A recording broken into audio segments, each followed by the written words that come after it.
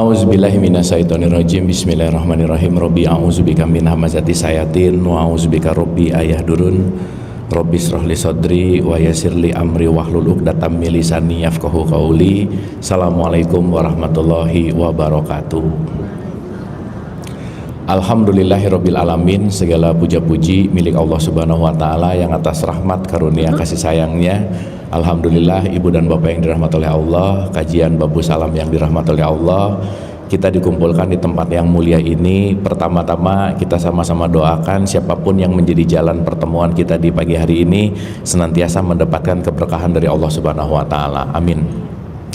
Salawat serta salam juga kita lupakan, kita sampaikan kepada seluruh nabi dan rasul, wabil khusus baginda besar kita Rasulullah Muhammad Sallallahu Alaihi Wasallam, kepada para sahabat-sahabatnya, tabiin, pemuka-pemuka agama, wali-wali Allah, pejuang-pejuang bangsa, dan senantiasa sampai kepada kita sampai akhir zaman. Amin, amin ya Allah ya Rabbal Alamin.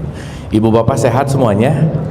Sehat, alhamdulillah. Alhamdulillah pagi hari ini seperti biasa di jadwal rutinan kita belajar bersama lagi, kita berkontemplasi lagi. Dan meskipun ini udah pertemuan yang keberapa kali ya, saya tidak pernah bosan bahwa saya bicara di sini bukan mau menceramahi ibu dan bapak, bukan mau mentausiahi, bukan berarti paling tahu, bukan berarti paling ngerti, tetapi kita datang ke sini sesama murid yang mau belajar bersama, yang mau membuka pikiran, mendewasakan akal, membuka hati kita, dan yang terpenting adalah terus-menerus tidak lelah untuk menambah pengetahuan, karena pengetahuan yang akan membawa kepada pemahaman, dan pemahaman yang akan membawa kita menuju kepada keselarasan dalam kehidupan. Sebelum kita mulai, meskipun tadi kita udah banyak doa, tapi ada baiknya kita hening dulu sejenak. Kita bisa menikmati apapun yang kita bisa rasakan dalam hidup ini, karena sababiah kedua orang ibu bapak kita tentu saja, karena dilahirkan oleh ibu bapak kita tentu saja. Oleh karena itu saya rasa ada baiknya sebelum kita mulai, mari kita mendoakan orang tua kita, khususon kita doakan juga siapapun yang terlebih dahulu meninggalkan kita. Kita doakan juga siapapun yang sedang sakit dalam keadaan musibah, senantiasa kasih sayang Allah memberikan kekuatan dan ketabahan. Dan wabil khusus mari kita bermunajat senantiasa pagi menuju siang hari ini kita dimudahkan untuk mendapatkan aliran pengetahuan, kesadaran, dan hikmah. Pikirannya tidak terlalu sibuk, santai dan rileks. Al-Hadiniyah, Al-Fatihah. A'udzubillahi minasyaitonirrajim. Bismillah. Iyyaka na'budu wa iyyaka nasta'in. Ihdinas siratal mustaqim. Siratal ladzina an'amta 'alaihim ghairil maghdubi 'alaihim waladdallin. Amin. Allahumma arini al-asya'a kama hiya. Amin, amin, amin ya Allah ya Rabbal Alamin. Terima kasih ibu dan bapak. Semoga udah nggak terlalu overthinking ya, nggak terlalu loncat depan belakang, dan kita sama-sama mengosongkan untuk kita sama-sama mengisi yang saya rasa komunitas kita ini adalah komunitas bertumbuh bersama ya. Jadi kita siap untuk menerima hal-hal baru, kita siap untuk menerima sesuatu yang bertumbuh, dinamis, dan tidak pernah lelah untuk belajar. Setuju ya Bapak? Ngomong-ngomong, rekaman-rekaman ditonton nggak ya? Ditonton ya. Jadi ingat-ingat kita lagi mau bahas apa sekarang? Kita akan bahas Isra Miraj part 3 hari ini ya. Seperti biasa saya akan review dulu sedikit, kita akan tambah lagi, dan lebih kepada pemahaman supaya kita juga bisa lebih masuk kepada esensi-esensi yang dilakukan gitu intinya. Baik, ibu dan bapak yang dirahmati oleh Allah, saya ini sebetulnya tabel ini udah pernah dibagi ya. Ini untuk memudahkan kita aja, untuk kita bisa tahu level consciousness kita ada di mana. Bentar, ini saya kepotong sedikit, naikin dikit. Oke. Jadi mudah-mudahan tabel ini juga jadi satu acuan kita supaya kita mulai menyadari lagi, karena yang terpenting itu adalah kita tahu kita lagi ada di level mana dalam saat ini dalam konteks yang namanya perasaan gitu intinya. Karena kita udah bahas mengikro itu adalah mengobservasi, dan yang paling penting untuk diikro itu bukan yang di luar tapi yang di dalam. Karena hari ini ibu bapak maaf ya, banyak banget orang membohongi perasaannya gitu ibu bapak. Tuh ya, nggak kenal sama perasaannya dan akhirnya ya balik lagi. Banyak orang hari ini menghidupi hidup orang lain daripada hidupnya sendiri gitu intinya. Sehingga kehilangan keotentikan misalkan, atau terlalu overthinking terhadap faktor eksternal gitu.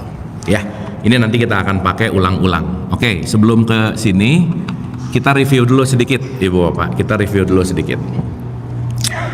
Kemarin kita berbahas ya ibu bapak, Isra artinya apa bu pak? Isra artinya apa? Nah ini diam-diam gini nih curiga nih. Ya, Isra itu artinya perjalanan atau journey, atau kita sebut sebagai perjalanan. Oke. Mi'raj dikit ya supaya kita enak nih sekarang. Mi'raj itu artinya apa? Naik. Oke. Berarti kita memahami dulu bahwa Isra Mi'raj ini sesuatu perjalanan yang penting, karena di surat 17 ayat 1 itu diperintahkan atau itu dibagi, itu disematkan kepada hamba gitu kira-kira. Ya, makanya di 17 ayat 1 itu diperjalankan hamba. Ya, jadi salah satu hal yang paling penting dalam konteks Isra Mi'raj ini nanti outputnya itu namanya jadi sholat gitu. Ya, jadi nanti kita ngerti. Supaya kalau kita bicara dalam konteks sholat, tidak hanya berhenti sholat dalam konteks yang namanya fisik gitu. Ya, karena sholat fisik itu namanya ritual, tetapi sholat esensi itu bukan hanya dalam konteks ritualnya, tapi dalam konteks spiritualnya gitu. Ya, nah yang menarik adalah kalau kita bicara dalam konteks Isra Mi'raj, kalau kita berbicara dalam konteks yang namanya perjalanan naik, ibu bapak pernah dengar nggak Nabi Muhammad naik ke langit ke-7? Pernah dengar nggak? Kira-kira kemana tuh naiknya? Atau gini deh, ibu bapak kalau dengar kata langit, nunjuknya kemana? Itu mah langit-langit. Nah, pasti naik langit itu, betul nggak? Ya. Nah sekarang pertanyaannya, kalau naiknya ke sana, naiknya ke atas, jangan lupa bahwa dalam perspektif Quran, surat 30 ayat 58, surat 18 ayat 54, surat 2 ayat 25 misalnya, atau 25-26 lah, itu dibilang bahwa di dalam Al-Quran itu penuh dengan perumpamaan. Penuh dengan apa? Perumpamaan. Sehingga kalau kita bicara dalam konteks yang namanya perumpamaan, pasti memiliki makna yang lebih dalam dari apa yang kita ketahui secara literer gitu kira-kira. Nah contoh ya, kita bahas dulu tentang konteks yang namanya perumpamaan gitu. Contoh-contoh, Allah menciptakan, Allah itu kalau kita bicara dalam konteks, aku kata Allah ya di dalam Al-Quran di surat 2:30 misalnya, aku hendak menciptakan khalifah di muka bumi. Betul bu pak? Oke, aku yang menciptakan langit dan bumi. Oke, berarti kalau kita bicara ada kata-kata langit, di situ lawan katanya, kalau boleh kita bicara pakai lawan kata langit itu adalah bumi. Pertanyaannya, ketika kita bicara bumi, banyak yang langsung berpikir bumi itu nama planet yang namanya bumi. Padahal penamaan planet itu jauh sesudah Al-Quran ada gitu intinya. Nah sekarang yang jadi pertanyaan adalah, kalau Nabi Muhammad naik ke langit, pertanyaan utamanya itu kemana gitu. Itu satu. Dan ketika apa yang dilakukan Nabi Muhammad pasti contoh juga buat kita, betul nggak bu pak? Karena kalau Nabi Muhammad melakukan, ketika ada ati Allah wa ati Rasul, intinya adalah bagaimana mengikuti apa yang dilakukan gitu. Nah ibu bapak maaf ya, segala bentuk apapun yang nyampe ke kita, mau itu dari omongan orang, mau itu dari buku, mau itu dari apa, semuanya bentuknya adalah informasi. Betul nggak bu pak? Ya, sekarang saya tanya, informasi itu pasti benar nggak kira-kira? Hah? Informasi itu pasti benar nggak kira-kira? Berarti ketika ibu bapak diberikan informasi, sudah menjadi kebenaran atau belum? Belum.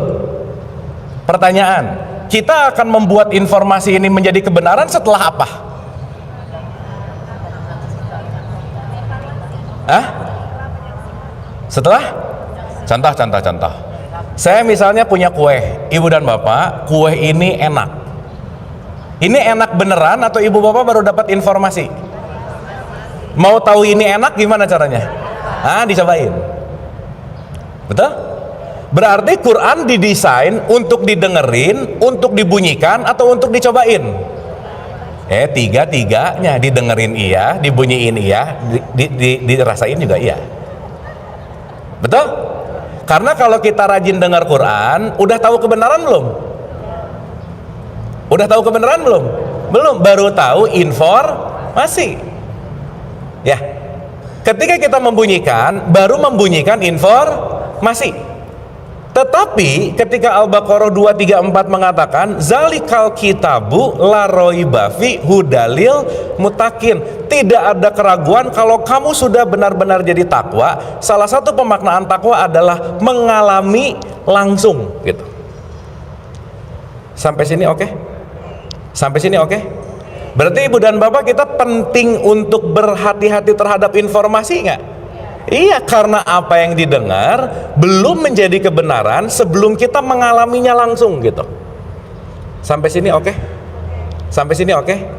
Yang jadi bahaya dalam tanda petik, kalau yang ngomongnya figur otoritas didengerin informasinya langsung diiyahin tanpa yang namanya mengalami. Akhirnya jadi berantem kepada sesuatu yang nggak dicobain. Pokoknya katanya berantem dalam wilayah yang namanya konsep. Betul nggak Bu Pak? Karena jangan lupa, yang nyampe ke kita semuanya pasti bentuknya adalah tafsir. Sip? Termasuk ibu bapak, saya ulang-ulang, ibu bapak jangan percaya omongan saya. Karena saya tidak ingin memberikan kepercayaan, saya nggak pengen dipercaya, tapi kita berdiskusi, berdialektika untuk menambah pengetahuan. Ketika itu dilakukan, ibu bapak mengalami langsung, di situ baru kita bisa ngomong shadaqallahul azim, maha benar Allah atas segala firman-Nya. Kenapa? Aku mengalami langsung. Sampai sini oke? Sampai sini oke? Pertanyaan, kita ini lebih banyak diisi informasi atau lebih banyak diisi informasi yang sudah dialami? Yang mana Bu Pak? Gitu. Sip ya. Makanya kita banyak dengar kisah, banyak dengar dongeng, banyak dengar cerita, banyak dengar apapun, penuh informasi. Saya pakai analogi gini Bu, boleh jadi kita obesitas pengetahuan tapi tidak memiliki pengalaman gitu kira-kira. Ditanya segala tahu, ditanya segala keluar dalilnya, keluar apanya. Tetapi kalau itu hanya dalam bentuk yang namanya informasi yang numpuk di sini, itu akan sulit untuk membuat kita menerima konteks yang namanya kehidupan gitu. Itulah kenapa pengetahuan itu penting, tetapi mengamalkan dan melakukan pengetahuan itu yang paling penting. Karena begitu tahu tapi tidak menjadi pengalaman, kita belum mengalami langsung gitu. Makanya Quran selalu bilang di surat 61 ayat 2 dan 3, kaburomatan indallahi antakulu malataf'alun. Amat besar kebencian Allah kamu mengatakan sesuatu yang kamu nggak ngalamin langsung gitu kira-kira. Sip? Oke? Ibu bapak lama segini ya, oke nggak ini? Ibu udah sarapan belum? Oh lagi puasa ya. Ya oke. Ya, jadi disitulah kita penting menggunakan akal. Ibu bapak tumbuhan dikasih kelebihan akal nggak sama Allah? Binatang? Nggak. Satu-satunya makhluk, quote and quote ya, yang punya kelebihan dalam hidup yang diberikan akal, itulah kenapa manusia diciptakan the best. Cuman kalau akalnya nggak dipakai, ya itu tadi, kita tidak bisa atau kita tidak memiliki kemampuan memfilter informasi, akhirnya jadi numpuk di sini gitu. Ibu bapak maaf ya, ini kaitan sama sholat nih. Beberapa minggu lalu kalau nggak salah, saya talk show sama satu psikiatri. Psikiatri ini ngomong gini ke saya, Kang, pasien saya banyak banget yang sholatnya rajin tapi anxiety, stres dan depresi hidupnya gitu. Sekarang saya tanya ibu bapak, maaf ya, kira-kira kalau orang sholatnya benar bakal anxiety nggak Bu Pak? Overthinking nggak kira-kira? Nah, ibu bapak suka overthinking atau sering overthinking, yang mana? Padahal rajin sholat, betul nggak Bu, Pak? Nah, berarti jangan-jangan ada dikotomi antara sholat secara ritual tapi tidak menyatu dengan diri yang esensial gitu kira-kira. Ya. Sehingga, maaf nih, seakan-akan ada keterpisahan antara ibadah ritual dengan hidup, ibadah-ibadah sendiri, hidup-hidup sendiri gitu. Yang akhirnya yang menjadi sebuah currency atau penilaian orang ini soleh atau tidak dilihat dari gerakan sholatnya gitu. Padahal belum tentu, dan ini sudah terbukti, orang yang sholatnya rajin belum tentu batinnya tenang. Sekarang saya tanya ibu bapak, maaf, kejernihan pikiran, kejernihan pilihan dalam memilih sesuatu kira-kira akan lebih baik ketika batin tenang atau batinnya lagi chaos, Bu, Pak?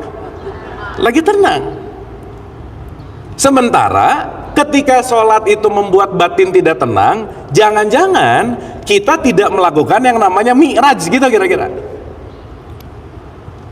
Nah, jadi pertanyaan yang paling dalam lagi adalah, boleh jadi kita terlalu sibuk dengan ibadah yang ritual, ibadah di aku 4, nanti saya ulang, tapi lupa bahwa banyak bagian di dalam diri kita yang justru jauh lebih esensial daripada yang tertampak gitu. Sampai sini oke? Oke? Ibu bapak, kita bisa ngelihat orang sholat nggak? Iya, nggak bisa. Yang kelihatan gerakannya. Betul nggak? Karena sholat itu artinya terhubung kepada Allah. Sholat itu bukan terlihat tapi terasa. Karena kenapa? Ibu bapak bisa ngerasain nggak kalau ibu bapak lagi dekat sama orang yang batinnya tenang sama batinnya chaos? Bisa ngerasain nggak kira-kira? Bisa. Dan nanti kita akan mengerti, tampakan luarnya tenang banget tapi di dalamnya lagi sibuk gitu. Bisa begitu nggak Bu, Pak? Gitu intinya.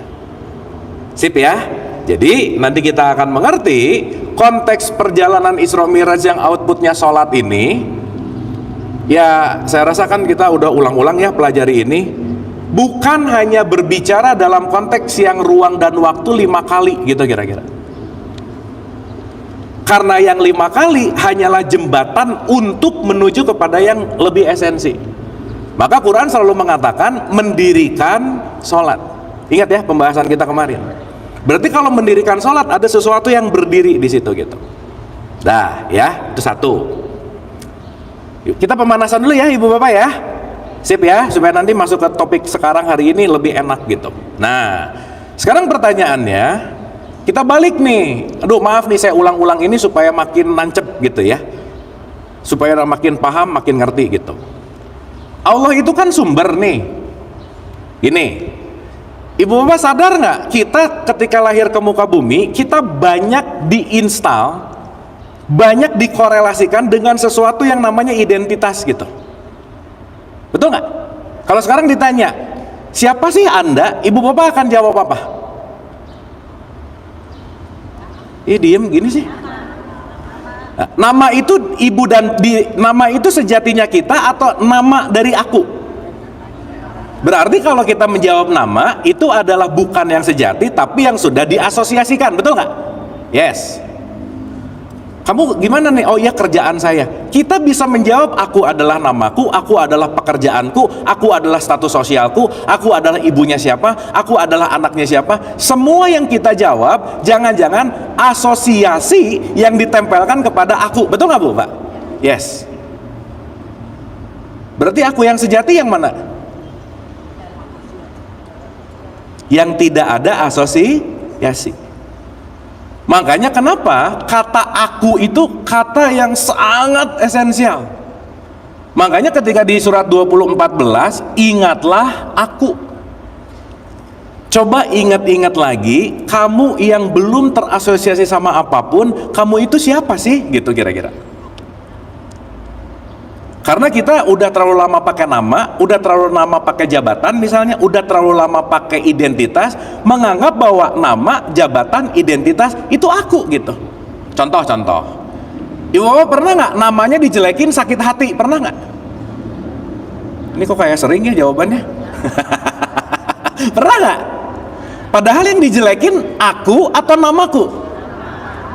Berarti kalau yang dijelekin namaku, akunya dijelekin nggak kira-kira? Kenapa sakit hati? Gini deh yang paling kerasa. Ibu bapak pernah nggak anaknya dijelekin, ibunya yang sakit hati? Pernah nggak? Betul? Berarti kita terasosiasi dengan sesuatu yang kita anggap bahwa itu adalah aku, gitu kira-kira. Makanya nanti innani anallah, aku ini adalah Allah. Maka kalau kita masih bicara Allah, dia, engkau, nya, masih di sana tuh. Ada nggak orang yang doa, kita serahkan segala sesuatu kepada yang di atas. Jadi Allah ada di mana? Betul nggak? Berarti masih ada jarak.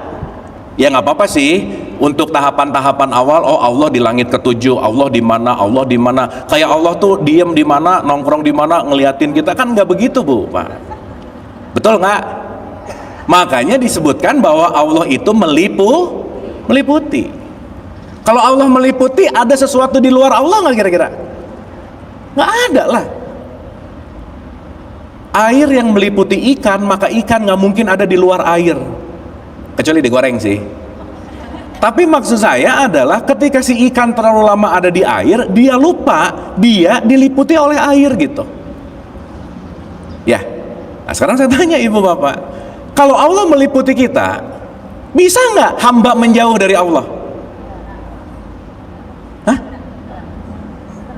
Bisa nggak? Sementara sekarang ada kata-kata berjalan mendekat kepada Allah.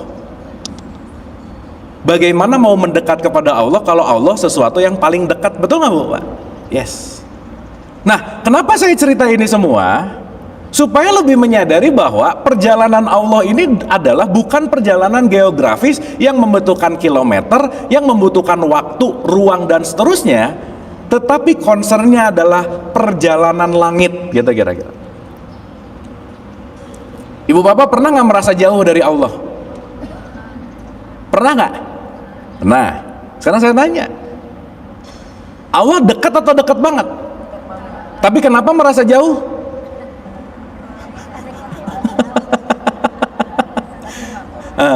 Ya lagi mabuk, bagus tuh jawabannya, betul. Jadi ibu bapak lebih sering mabuk, lebih sering sadar, yang mana? Makanya janganlah kamu sholat dalam keadaan mabuk.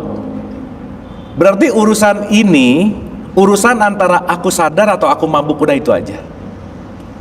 Ya, mana yang sering dilatih, kita pasti jagoan di situ. Contoh. Sip, satu ya. Ibu bapak masih ingat ya, Allah kita analogikan aku satu. Karena dia adalah sumber. Berarti sumber saya, sumber ibu-ibu, sumber bapak-bapak, sumbernya sama nggak? Sama. Makanya innalillah. Sip. Si aku satu terpercik menjadi aku dua. Ini namanya ruh. Berarti kita adalah tetesan dari lautan yang satu. Betul nggak Bu, Pak? Sip.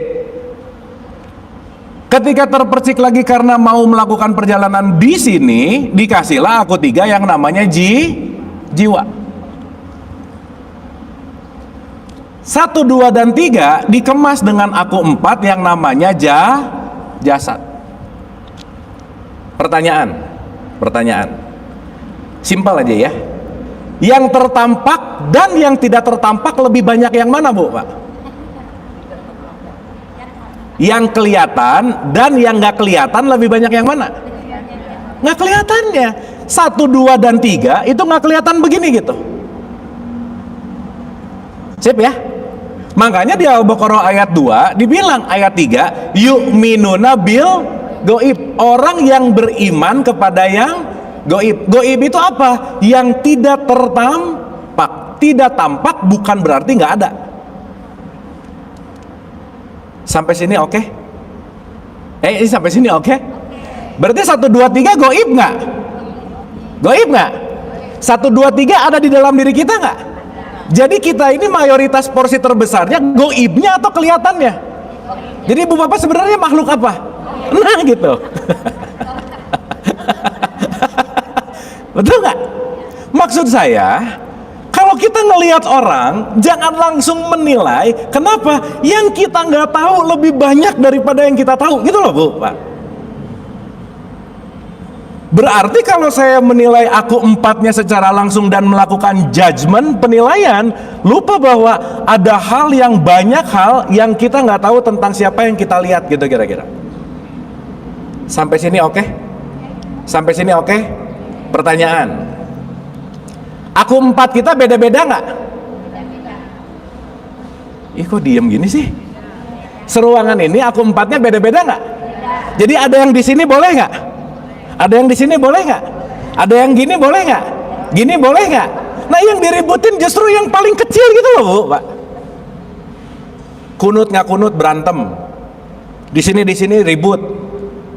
Padahal esensi sholat itu tidak terletak hanya di aku empat. Karena kenapa? Aku empat hanyalah sarana kegoiban 1, 2, dan 3 untuk melakukan eksistensinya, gitu kira-kira. Sampai sini oke? Maka di surat 49 ayat 13, saya mau baca dari 10 dulu ya Ibu Bapak ya. Saya bacain boleh Ibu Bapak? Boleh ya, supaya ini jadi pembelajaran awal kita. 49 itu surat Hujurat, saya bacain secara detail, jadi kita buka Quran sedikit. 49 ayat 10. Coba perhatikan baik-baik kalimat ini. A'udzubillahi minasyaitonirrajim, bismillahirrahmanirrahim. Dengerin kalimat ini baik-baik. Sesungguhnya orang-orang mukmin itu bersaudara. Orang-orang apa Bu, Pak? Mukmin itu orang yang apa? Hah? Mukmin.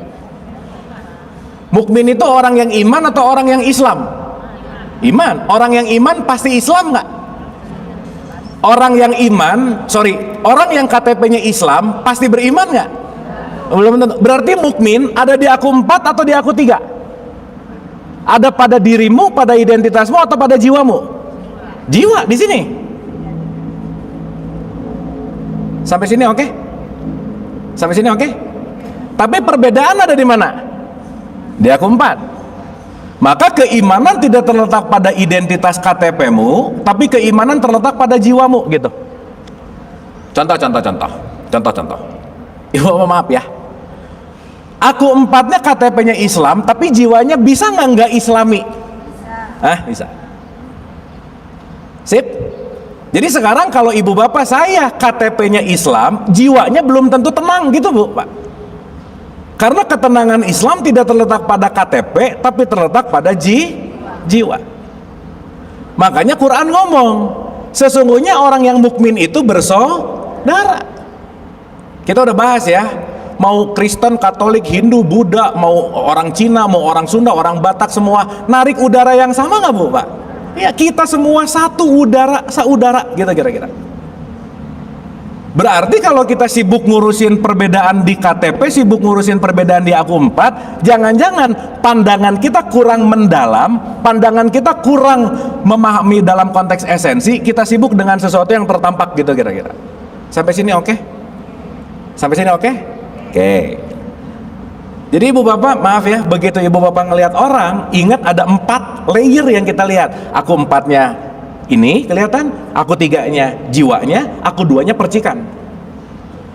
Minimal ibu bapak nggak usah jauh-jauh ke aku 1 aja. Ibu bapak saya sadar kalau yang aku lihat adalah aku 2-nya, bahwa di dalam dia ada percikan Allah, di dalam aku ada percikan Allah, maka dia dan aku sumbernya sama, saudara, gitu kira-kira. Kira-kira ibu bapak kalau ngelihat Allah percikannya di dalam siapapun, mau ngejelekin orang ini nggak kira-kira? Enggak.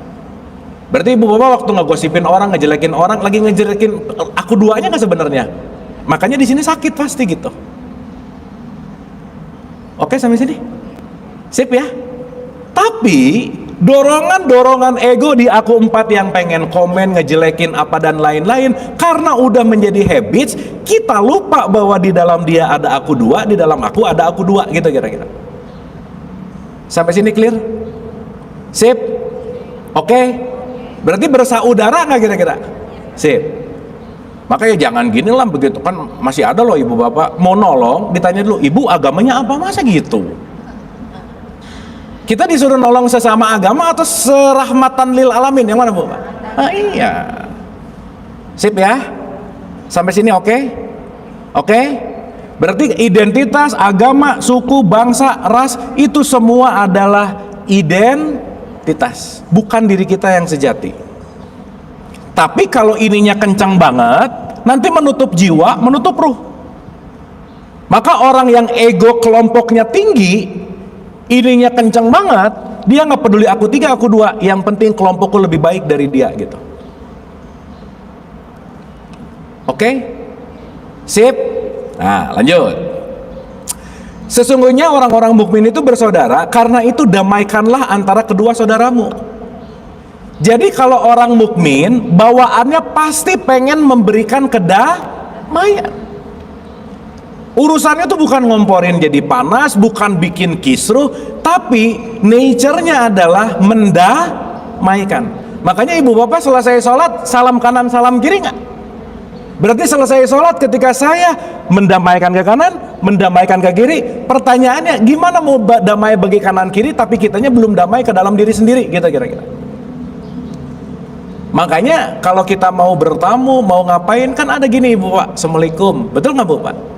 Itu kan bukan ciri khas orang Islam, bukan. Tapi itu kesadaran bahwa assalamualaikum, saya datang membawa kedamaian. Tapi karena udah di aku 4 menjadi habit, assalamualaikum, udah aja. Jadi kayak password gitu bu, pak.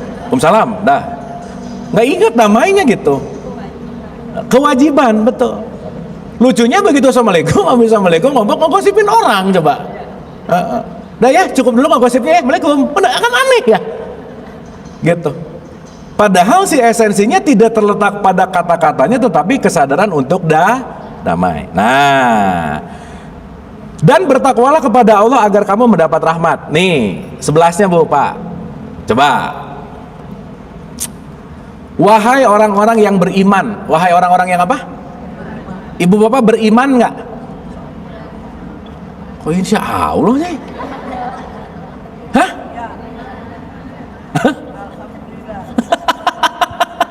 Gini. Besok di bulan Ramadan yang disuruh puasa orang yang KTP-nya Islam atau yang beriman? Beriman. Apa sih ciri orang beriman ibu bapak? Nah lupa lagi. Menjauhi larangan, menjalankan. Nah, itu mah takwa. Beda. Nanti. Bukan. Orang yang beriman adalah orang yang jiwanya tenang. Karena iman itu satu akar kata dengan aman. Aman itu artinya feel safe and secure. Jiwanya merasa tenang. Sip ya. Makanya kalau jiwanya jarang tenang, nggak iman namanya. Maka dalam ketenangan iman, menurut perspektif dari Mula Sadra misalnya, orang yang jiwanya bisa tenang karena dia diisi oleh pengetahuan. Berarti ibu bapak maaf ya, kalau jiwanya jarang tenang berarti kurang pengetahuan.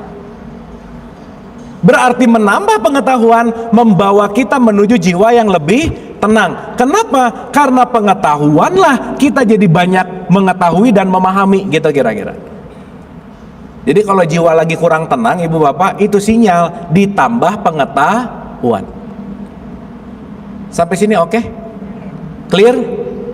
Berarti kalau kamu jiwanya tenang, maka orang beriman tuh ciri-cirinya satu ibu bapak. Kalau dia jiwanya tenang, pasti ingin menenangkan yang di luar. Kalau jiwanya aman, pasti ingin mengamankan sama yang di luar. Udah gitu aja. Sip ya. Dan maaf nih, ketenangan jiwa tidak ditentukan oleh KTP-mu apa, gitu kira-kira. Ketenangan jiwa nggak ada kaitannya dengan KTP yang urusannya agama, religion, suku, bangsa, ras, identity. Tidak. Maka nanti kita akan mengerti KTP-nya Islam, tapi penting juga memiliki jiwa atau value yang Islam. Sampai sini oke? Wah, ini udah beriman nih, kayaknya tenang banget, jadi nggak ngejawab ya. Oke ya, ibu bapak ya. Dah, lanjut. Wahai orang-orang yang beriman, wahai orang-orang yang jiwanya tenang. Ya. Janganlah suatu kaum mengolok-olok kaum yang lain. Ayo, gimana Bu, Pak? Ada nggak orang yang rajin sholat, rajin puasa, kerjaannya ngolok-olok mulu? Ada nggak Bu, Pak? Jangan banyak, nggak enak. Ada aja, ada. Berarti belum dapat ketenangan. Oke? Janganlah suatu kaum mengolok-olok kaum yang lain, karena boleh jadi mereka yang diolok-olokkan lebih baik dari mereka yang mengolok-olokkan itu. Dan janganlah pula perempuan-perempuan mengolok-olok perempuan lain, karena boleh jadi perempuan yang diolok-olokkan lebih baik dari perempuan yang mengolok-olok. Dan janganlah saling memanggil dengan gelar-gelar yang buruk. Betul nggak Bu, Pak? Nah, Ibu Bapak sekarang kalau ngelihat komen-komen di sosial media nih ya, ini ayat-ayat ini yang jangan ngolok-olok terjadi banyak di situ nggak kira-kira? Iya, profil picture-nya solehah banget, ayat-ayat isinya, tapi kalimat-kalimatnya buah Bu, Pak, sadis banget gitu. Ya, artinya apa? Tidak terletak pada identity, tetapi pada jiwa. Sampai sini oke? Sip ya? Berarti kalau saya mengolok, kita sempit pandangannya, cuman ngelihat aku empatnya gitu. Dan sorry to say, kalau orang cuman ngelihat aku empatnya, dia mungkin sudah sholat yang 5 waktu, tapi dia belum tentu mi'raj, naik ke langit. Nanti kita akan ngerti ini maksudnya. Sampai sini oke? Sip? Oke? Oke. Lanjut. Janganlah kamu saling mencela satu sama lain, janganlah saling memanggil dengan gelar-gelar yang buruk. Seburuk-buruk panggilan adalah fasik setelah beriman, dan orang-orang yang tidak bertobat, maka mereka itulah orang-orang yang zalim. 12-nya Bu, Pak. Wahai orang-orang yang beriman, jauhilah banyak dari prasangka. Dari apa Bu, Pak? Ngelihat dikit kayaknya, nah udah tuh kayaknya. Tetangga beli mobil baru kayaknya gitu. Ada orang gini kayaknya. Berprasangka nggak tuh? Kalau orang beriman berprasangka nggak Bu, Pak? Berarti Ibu Bapak, saya kalau lagi julid lagi apa, ingat lagi jauh dari iman. Ibu Bapak, maaf saya mau nanya, orang beriman pasti takwa nggak? Belum tentu. Jadi Ibu Bapak maaf nih ya, jangan-jangan beriman aja jauh, apalagi mau jadi orang takwa, tapi ngerasa paling surga gitu Bu, Pak, kan aneh ya. Nah, wahai orang-orang beriman, jauhilah banyak dari prasangka. Sesungguhnya sebagian prasangka itu akan menjadi dosa, akan menjadi penyesalan. Dan janganlah kamu mencari-cari kesalahan orang lain. Ayo Bu, Pak, ini kalau ngelihat orang salahnya mulu, kurangnya mulu gitu misalnya, itu pasti hatinya atau jiwanya pasti nggak tenang. Dan janganlah di antara kamu menggunjing sebagian yang lain. Apakah di antara kamu ada yang suka memakan daging saudaranya yang sudah mati? Tentu kamu merasa jijik, dan bertakwalah kepada Allah. Sesungguhnya Allah Maha Penerima Tobat lagi Maha Penyayang. Dapat ya pesannya Ibu Bapak ya? Jadi maaf nih, ritual yang tidak berdampak kepada pembersihan jiwa itu baru sholat namanya, belum mendirikan sholat. Maka ada 2 poin penting yang kita bahas 2 pertemuan yang lalu. Ada mendirikan sholat, ada sholat. Jadi jangan-jangan kita sibuk sama yang ritual 5 kali, tapi lupa dalam pembenahan jiwa gitu kira-kira. Kan orang tua tuh banyak yang nanya ke anaknya gini, "Nah, udah sholat belum?" Mindsetnya yang gerak-gerak ini udah dikerjain atau belum. Tapi maaf ya Ibu Bapak ya, care terhadap jiwa anaknya jarang yang nanya, "Nah, hari ini udah maafin orang belum? Hari ini kamu udah bermanfaat apa? Hari ini kamu udah berbuat kebaikan apa? Hari ini kamu sabar nggak? Hari ini kamu nolong orang nggak?" Karena justru output dari yang 5 kali ini intinya adalah bagaimana jiwa ini lepas dari yang namanya jiwa-jiwa pada frekuensi rendah gitu kira-kira. Oke Bu, Pak? Sip? Ini oke Ibu Bapak? Dapat ya?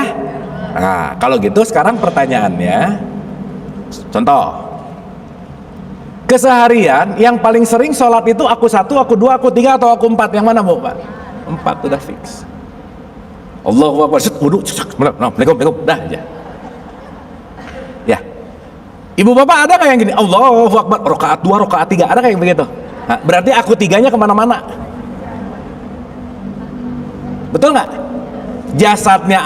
Jasadnya sholat, tapi jiwanya nggak ikut sholat.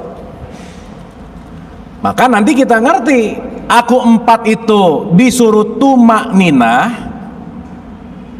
aku 3 itu disuruh khusyuk. Antara khusyuk dan tumanina nggak bisa dilepasin. Antara syariat dan hakikat nggak bisa dilepasin. Antara 5 waktu dan hakikat nggak bisa dilepasin. Maka Quran bilang masuklah pada yang keseluruhan, gitu kira-kira. Oke sampai sini? Oke? Berarti ibu bapak maaf ya, kepentingan sholat itu untuk jasad kita atau untuk jiwa kita? Dua-duanya kan tadi, ini dua-duanya. Yang satu jasadnya tumakninah, jiwanya khusyuk. Ibu bapak maaf ya, karena saya salah satu korban sih sebenarnya. Ketika orang tua nyuruh anaknya sholat tapi menyakiti jiwanya, tapi melukai jiwanya, bisa jadi trauma nggak bu pak? Yes. Nyuruh dengan kekerasan, menakutkan, ketakutan, yang membuat kata-kata sholat itu justru menyeramkan bagi jiwanya. Yang akhirnya apa? Disadari atau tidak, banyak yang enggak. Pokoknya mengerjakan gini, nggak penting jiwanya mau gimana. Yang penting aku sudah menggugurkan kewajiban. Kenapa? Karena aku takut. Bisa begitu nggak bu pak? Yes.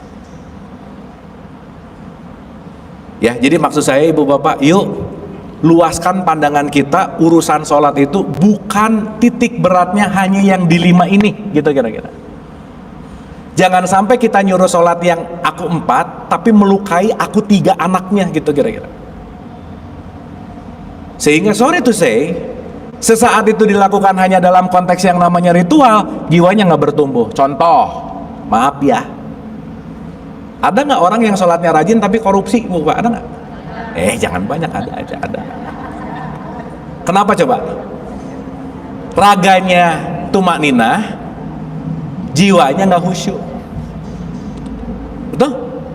Udah gitu karena punya informasi nih, didongengin gitu. Nggak apa-apa lah korupsi, nanti tinggal umroh, habis dosanya, datang lagi korupsi lagi gitu. Betul nggak bu pak? Sehingga sekali lagi, once kita tidak melihat keseluruhan ini, maka kita akan hanya partikular gitu. Ya. Iya kan gitu yang diyakini ya. Betul nggak? Kan iya nggak gitu juga ya. Iya. Karena kalau itu semua hanya dilakukan dalam bentuk ritual, ya balik lagi. Gitu. Ibu bapak, by the way, kalau kita ngerjain sesuatu ibadah, pengen dapat sesuatu, ikhlas nggak ngerjainnya? Enggak. Sholat kenapa? Biar pahalanya banyak gitu. Ya kalau itu anak TK SD bolehlah. Tapi kalau kita mulai masuk kepada keikhlasan, bahkan yang 5 waktu pun bukan keharusan, tapi keperluan. Saya perlu. Oke bu, pak? Sampai sini oke? Maka kalau kita bicara dalam konteks perilaku kita yang dikatakan dosa, itu akan membuat jiwanya kotor nggak bu pak? Iya. Sekarang saya tanya, kalau jiwanya kotor, yang dibersihin tubuhnya, jiwa bersih nggak? Enggak. Yang jangan-jangan mau sholat, mau umroh, cuman urusan fisik gitu kira-kira. Makanya dalam perspektif tasawuf, kenapa hal yang paling penting untuk masuk kepada pemahaman ruh, itulah yang disebut tazkiyatun nafs, membersihkan jiwa. Sampai sini oke? Contoh. Bagus bu, pertanyaannya bagus, menarik. Contoh, ibu bapak waktu wudhu sebenarnya membersihkan aku 4 atau aku 3? Waktu wudhu gini, ibu bapak kalau mandi mau sholat wudhu dulu nggak? Iya, mandi terus langsung sholat nggak bisa, harus wudhu. Urusan aku 4 atau aku 3?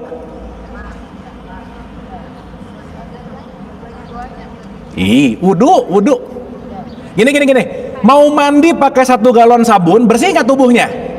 Tapi jiwanya bersih nggak? Enggak. Ngebersihin tubuh belum tentu membersihkan jiwa. Berarti konteks yang namanya wudhu urusannya bukan di aku 4 tetapi di aku 3. Jadi ibu bapak waktu wudhu kumur-kumur bukan ngebersihin karang gigi, bukan, tapi membersihkan ucapan, membersihkan pendengaran, membersihkan penglihatan, pikiran, perilaku. Berarti ketika wudhu cocok, udah saya nggak mau kena selain muhrim, kenapa takut batal wudhu? Tapi omongannya nyakitin hati orang mulu gitu bu, Mbak. Kan nggak nyambung, betul nggak? Iya. Ya. Non fisik. Ya. Itu kalau aku mengatakan bahwa wudhu itu adalah untuk membersihkan fisik. Ya. Fisiknya itu sendiri dan menjadi buangan kecil. Ya. Dan jiwa saya. Ya. Tapi yang pertama aku bilang ketiga. Ya. Gini. Semua pembersihan itu dalam konteks fisik, air membersihkan fisik, iya. Tetapi maksud saya adalah kalau kita tidak berpikir itu buat pembersihan jiwa, kita hanya berpikir untuk ngebersihin kotoran gini aja gitu loh bu. Berarti intinya dalam konteks yang namanya wudhu, concern utamanya di aku 3 nggak sebetulnya? Iya. Contoh, ibu bapak kentut membatalkan wudhu nggak? Kalau habis kentut, tempat ngeluarin kentut dibersihin nggak? Nah kenapa nggak begitu? Betul nggak bu? Karena bukan itu poinnya. Poinnya tidak terletak pada fisikal, tetapi poinnya terletak pada jiwa gitu. Dari fisik gitu. Iya. Pembelaan saya. Kalau saya ya benar sih bahwa itu kita nggak membersihkan itu. Iya. Tapi kita disuruh berwudhu. Sedangkan yang keluar itu kan bukan jiwa, adalah sesuatu yang apa ya? Kalau Fisik gitu. Iya, iya. Kan angin keluar. Iya. Itu gimana? Ya gini. Oh jadi panjang nih ceritanya. Ibu harus nonton episode 5 deh. Ibu bapak masih ingat nggak? Jiwa kita ini apa aja sih isinya? Nah lupa nih. Ya, software dan hardware manusia, pendengaran, penglihatan, hati, akal, pikiran, lidah, tangan, kaki, kulit. Ingat nggak ini? Ada 7 item nih. Ya. Kenapa yang membuat jiwa kita tidak tenang adalah apa yang kita dengar, lihat, pikirkan, apa yang diucapkan, perilaku tangan, perilaku kaki, dan keseluruhan gitu kira-kira. Maka yang dibasuh waktu wudhu itu urusannya hanya software dan hardware manusia gitu kira-kira. Sip ya, nanti bu boleh ulang di yang kelima, nanti pasti ngerti ini.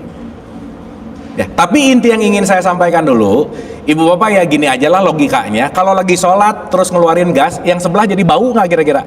Ya udah gitu aja lah, jadi ngerugiin lah gitu kira-kira. Point of view-nya ada di situ gitu. Ya, tapi intinya concernnya adalah jiwa ini yang paling penting ketika kita dicek and recheck dalam konteks gini deh. Ibu bapak bangun tidur lagi santai ngeliat berita yang tidak menyenangkan, deg-degan nggak? Berarti ketidaktenangan jiwa datang dari yang didengar dan dilihatnya kira-kira. Kebayang nggak dari bangun tidur sampai siang dengar, lihat, mikir, dengar, lihat, mikir gini, chaos nggak? Makanya begitu, Allahu Akbar, Allahu Akbar, pause dulu, istirahat dulu, diem dulu, coba cek. 1, cek pendengaran, dari subuh ke zuhur ngedengar apa aja. Oh pantas nih dengerin banyak hal-hal yang buruk, pantesan nggak enak. Coba cek yang dilihat, yang dipikir, yang diucapkan. Sebetulnya ketika kita wudhu lagi ada kontemplasi ke jiwa nggak kira-kira? Nah gitu, pertanyaan, ibu bapak waktu wudhu ada kontemplasi nggak kira-kira? Cek. Nah, dah aja. Betul nggak? Berarti hanya melakukan itu sebagai syarat ritual yang namanya syariat, tapi tidak masuk kepada esensi aku 3-nya gitu kira-kira. Koma. Kalau nggak ada air wudhu pakai apa bu pak? Tanah. Ya, tempelin ke muka, just bersih nggak? Lah kan tanah ya. Berarti kan esensinya bukan pada aku 4-nya, tetapi pada jiwa. Gitu bu kira-kira. Sip ya, ibu nanti ulang di episode 5 atau 6, nanti ibu paham pasti. Ada nanti di playlistnya ada. Itu waktu itu pernah kita bahas tentang wudhu. Sampai sini oke ibu bapak? Oke ini? Oke-nya tuh oke gitu ya. Tapi sampai tahapan ini dapat sesuatu nggak? Dapat ya. Intinya sadar penuh bahwa selama ini yang kita otak-atik tuh aku 4 aja terus gitu kira-kira. Ya. Tapi aku 3-nya nggak diapa-apain. Ibu bapak maaf saya mau nanya. Kedewasaan ada di aku 4 atau di aku 3? 3. Kalau menua ada di aku 4 atau aku 3? Maka tua belum tentu dewasa gitu. Kan aku 4 udah pasti nih expired lah, udah pasti gitu. Tapi expirednya aku 4 belum tentu menumbuhkan pertumbuhan jiwa semakin dewasa. Sip ya? Oke ya? Nah sekarang kita masuk nih. Kalau ada perjalanan ke langit atau kata-kata bumi dalam konteks Quran, salah satu pemaknaan dalam perumpamaan, bumi itu simbol dari aku 4 gitu loh Bu, Pak. Bumi itu wadah, kemasan, kendaraan. Langit itu sesuatu yang tidak terbatas, unlimited, infinite. Maka kalau ibu bapak kalau nunjuk langit ke situ nggak? Itu mah awan. Langit yang sesungguhnya adalah sesuatu yang aku tunjuk dan gak ada batasannya gitu. Maka sesuatu yang tidak terbatas berarti sesuatu di luar bumi, di luar tubuh fisik. Apa itu? Aku 2 di sini. Jadi langit di sini berbicara tentang ruh, ini berbicara tentang jasad. 7 itu disimbolkan dengan sesuatu yang unlimited. Makanya Al-A'raf, tempat yang tinggi nggak ada batasannya, itu 7 pasti diulang-ulang nanti. Unlimited, tawaf 7, sa'i 7, sholat 17 rakaat, kalau berjamaah 27 itu diulang-ulang gitu. Karena itu mau menunjukkan, diumpamakan sebagai sesuatu yang tidak terbatas. Berarti perjalanan naik ke langit ini adalah perjalanan menuju kepada sesuatu yang tidak berbatas gitu kira-kira. Sampai sini oke Bu, Pak? Pertanyaan. Berarti kalau perjalanan menuju kepada langit, perjalanan menuju kepada ruh, ini kira-kira menuju atau menembus? Menembus. Maka kata-katanya menembus langit. Berarti perjalanan menembus langit adalah perjalanan menembus aku 4 ke aku 3, aku 3 ke aku 2. Disinilah nanti kita bisa menyatu dalam konteks yang namanya peleburan dengan aku 1 gitu. Ya, pelan-pelan ya. Maka nanti kalau sudah melampaui jiwa di perbatasan di sini, inilah yang disebut Sidratil Muntaha. Tempat di mana kesadaran puncak, top of the top gitu kira-kira.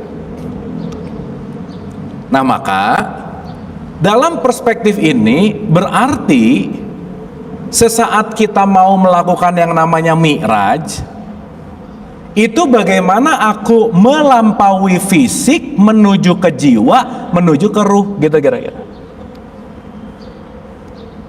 Sampai sini oke? Sip ya. Ibu bapak mohon maaf nih, di aku 2 sumber petunjuk ada nggak? Aku 2 nih sumber petunjuk ada nggak? Ada dong, karena udah semua full package ada di sini. Berarti pertanyaan saya, petunjuk itu ada di luar diri kita atau di dalam diri kita? Nah gitu. Berarti ibu bapak ketika dapat pembelajaran dari siapapun, ibu bapak pernah gini, oh pernah dengar nggak? Oh itu berarti udah tahu nggak sebenarnya sebelumnya? Udah ada belum sebenarnya? Ada, udah ada, tapi belum sadar. Berarti ibu bapak dari rumah datang ke masjid ini, kita datang ke sini, intinya mau keluar diri atau mau ke dalam diri? Nah, itulah yang disebut ikro, gitu loh Bu, Pak. Oh, oke, ke dalam. Oh, oke, ke dalam. Maka kenapa kita penting untuk mau terbuka terhadap sesuatu apapun yang kita belum tahu? Karena kenapa? Siapapun yang datang ke kita bisa jadi tukang pos untuk kita masuk kepada ikro, mengenali diri sendiri gitu. Makanya tadi ayatnya Quran, lihatlah segala sesuatu, orang-orang mukmin semuanya bersaudara. Sampai sini oke, Bu? Sip ya? Oke? Oke. Nah, sekarang kita ngomong praktikalnya nih. Ulang ya sekali lagi. Jadi perjalanan ke langit kemana, Bu, Pak? Perjalanan ruhani. Bukan ke Mars, Jupiter, itu bukan. Menembus langit adalah menembus dinding biologikal jasad, menembus dinding psychological jiwa, sehingga kamu menuju kepada yang fitrah gitu. Contoh. Aku 4 kita beda-beda nggak di sini, Bu, Pak? Sip. Aku 3 beda. Pikiran kita sama atau beda? Tapi aku 2-nya sama nggak? Sip. Berarti nanti di 4913-nya, aku ciptakan laki-laki dan perempuan berbangsa-bangsa dan bersuku-suku untuk saling kenal mengenal. Berarti perbedaan didesain untuk saling belajar nggak kira-kira? Maka ibu bapak, orang yang bisa menembus ini semua, at least ke aku 3 ke aku 2, orang yang bisa menerima perbedaan. Toleransi. Jadi kalau kita susah menerima perbedaan, Bu, Pak, udah deh. Kalau kita pengennya sama dengan mauku terus, udah deh. Karena hidup tidak sesuai dengan apa yang aku inginkan. Ibu bapak, saya mengingatkan sih, mengulang sedikit. Ibu bapak punya masalah nggak dalam hidup? Punya masalah? Apa sih masalahnya? Satu. Mau ibu bapak ngomong banyak apa semua, enggak, semua akarnya cuma satu. Yang disebut masalah adalah keinginanku enggak kejadian, udah gitu aja. Betul nggak? Berarti urusan masalah bukan urusan apa-apa, urusan dari keinginan. Berarti sumber masalah siapa, Bu, Pak? Tapi paling enak gara-gara. Betul nggak, Bu, Pak? Padahal masalah utamanya siapa? Nih. Nah, kalau orang udah melihat dirinya ada sesuatu, berarti dia lebih mawas diri, berarti dia bisa menembus diri. Artinya apa? Dia sudah terlalu sibuk, tidak sibuk dengan faktor eksternal gitu. Oke, Bu, Pak? Sip? Oke? Berarti aku 4 perlu dirawat nggak? Tubuh fisik perlu dirawat nggak? Nanti kita bahas. Itulah namanya puasa. Makanya ibu bapak, rawatlah tubuh 4 ini dengan tidak terlalu banyak makan misalnya. Nutrisinya dijaga, olahraganya dijaga, boboknya dijaga. Kenapa? Karena ini wadah nih. Segimanapun isinya keren, mobilnya mogok mulu, susah, Bu, Pak. Ya, dan aku 3 dan aku 4 ini sangat berkorelasi tinggi. Ibu bapak masih ingat nggak? Orang takwa, top dari orang takwa yang paling presisi itu adalah orang yang pandai memaafkan kesalahan orang lain. Masih ingat itu? Yes. Berarti ketika seseorang nggak punya skill memaafkan yang baik, dia akan marah 5 menit, sistem imun tubuh kita mati 6 jam. Masalah nggak aku 4-nya? Masalah. Berarti ibu bapak, semua masalah di aku 4 itu datang dari manajemen aku 3-nya yang nggak baik, gitu kira-kira. Berarti jiwa perlu dikasih nutrisi nggak? Iya, dulu kan waktu upacara setiap Senin, bangunlah jiwanya, bangunlah badannya. Jadi kalau jiwa nggak pernah diregulasi, pasti tubuh fisiknya nggak beres gitu, Bu, Pak. Sip ya? Oke sampai sini? Berarti 4 dan 3 dua-duanya perlu diregulasi nggak? Gitu. Nah, ibu bapak, saya mau mengulang sedikit, terus nambah lagi beberapa poin. Sampai sini oke, ibu bapak? Dapat ya? At least ibu bapak udah mulai menyadari bahwa sholat itu bukan yang 5 aja. Orang yang rajin 5 itu baru aku 4-nya. Tapi abis yang 5 diaplikasikan dalam keseharian, baru itu aku 3-nya. Makanya nanti kita bahas ada sholat wusto namanya, di pertengahan. Ada sholat daim yang nggak ada ruang dan waktu gitu. Karena kalau kita sholat dalam konteks 5 kali sholat mengingat Allah cuman 25 menit sehari, berarti banyak nggak ingat Allahnya dong, betul nggak Bu Pak? Nah, gitu. Sip? Oke? Oke? Nah, sekarang kita naik nih. Aku 4 ini nanti kita bahas waktu Ramadan secara detail. Tapi saya mau masuk dulu ke surat 29 ayat 45. Utslu ma uhiya ilaika minal kitab wa aqimi sholah inna sholata tanha anil fahsya'i wal munkar. Sholatmu itu mencegah perbuatan keji dan munkar. Pertanyaan, keji dan munkar itu urusan aku 3 atau aku 4? Yang membuat kita keji, kita munkar, kita baik, kita jahat, kita menolong, kita menghina, yang menjadi sumber utamanya aku 3 atau aku 4? Aku 3 lah. Karena mobil tergantung sopirnya. Betul nggak Bu Pak? Berarti kalau aku 3-nya penuh dengan kebencian, akan direfleksikan oleh aku 4 dengan perilaku benci.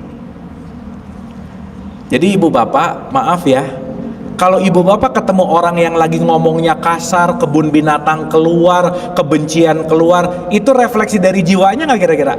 Ya udah. Jadi kalau ada orang marah-marah sama ibu bapak, mencaci, mendengki dan lain-lain, diem dulu, saksikan, ini dia jiwanya pasti lagi sakit gitu loh Bu. Tapi kalau nggak sadar, jadi ikut sakit kitanya, betul nggak Bu Pak? Iya. Maka kenapa sih regulasi jiwa, mengontrol amarah itu ada di dalam ketakwaan? Karena kalau kita tidak mengontrol jiwa kita, nggak ada orang lain yang bisa kontrol jiwa kita tuh, nggak ada Bu Pak. Contoh, ibu bapak kalau ada orang nyebelin pengen nimpalin untuk marahin dia jadi apa dan lain untuk ngebalas, ada gitu-gitunya nggak Bu Pak? Nah. Ya, sekarang saya tanya, begitu seseorang melemparkan sesuatu, kita tangkap dan kita lemparin ke dia, dia sakitnya datang ke kita, begitu kita ngelempar, kita jadi nambah penyakit jiwa nggak kira-kira? Iya. Dan ibu bapak maaf ya, perlu diketahui, siapapun orang yang hidup di bumi, saya selalu ulang-ulang pakai analogi ini, bumi itu rumah sakit jiwa besar Bu Pak. Berarti penduduknya semuanya sakit jiwa, cuman kadarnya beda-beda, udah gitu aja. Makanya kita lagi disekolahin. Jadi kalau ibu bapak ngelihat orang yang agak-agak nyebelin, oh ya udah, sesama pasien rawat jalan, udah gitu aja. Dia gitu, aku gitu. Dia lagi belajar nggak Bu Pak? Kita lagi belajar nggak? Ya pertanyaannya, siapa yang mau bertumbuh gitu kira-kira? Makanya rumusnya ibu bapak kalau nggak beli sesuatu di sosial media, di Tokped kayak di Shopee, datang paket. Ibu bilang, bukan pesanan saya, dibalikin lagi nggak kira-kira? Ya udah, kalau ada pun yang jelek nggak usah diterima, nanti balik lagi ke dia gitu loh Bu Pak. Cuman karena yang namanya kebaperan konteks jiwanya penuh dengan luka, kita akhirnya merefleksi dengan sesuatu yang namanya habits gitu kira-kira. Sip? Oke? Dapat ya? Berarti urusan sholat ini sebetulnya kalau di aku 3 membuat jiwa lebih tenang nggak Bu Pak? Iya. Jadi sesaat saya, ibu dan bapak, begitu ada orang apapun dan aku memaafkan, itulah sholat yang sesungguhnya. Begitu ibu bapak ngelihat ada orang yang perlu ditolong dan kita menolong, itulah sholat yang sesungguhnya. Karena real dari sholat, real dari doa, sholat itu nanti identik dengan doa, itu adalah action. Bentuknya adalah perilaku. Nah, yang ingin dititik beratkan di pembahasan kita, waspadalah terhadap jiwa.